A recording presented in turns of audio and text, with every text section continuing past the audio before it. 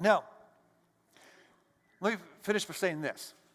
The world needs what you've been created for.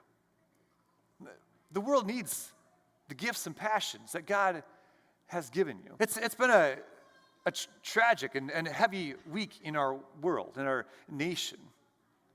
And you think about the world we live in a world where there's assassinations.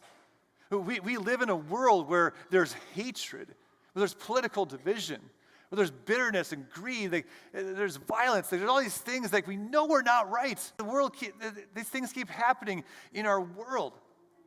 And it can seem overwhelming, and they don't like, what can my little life do? Well, what can my gifts and passions doing? But like, here's the reality, folks. We live in a world that needs the hope of Jesus. We live in a world that needs the peace and perspective of Jesus. We live in a world that's desperate for Jesus. And guess what? We have what the world needs. We have this hope. We have this peace and perspective.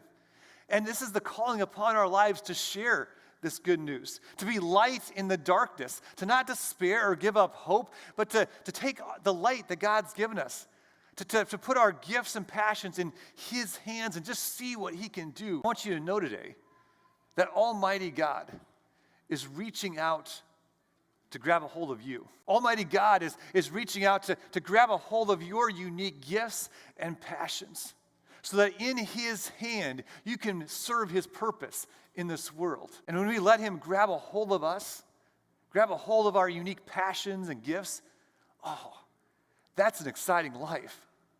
To be in the hand of Almighty God, to see how He might use us, how He might grab a hold of you as a hammer or a pliers or a screwdriver, and see like how He's going to use your unique design to build something really profound and meaningful, to have your life make a difference in this world. So today, take a step forward.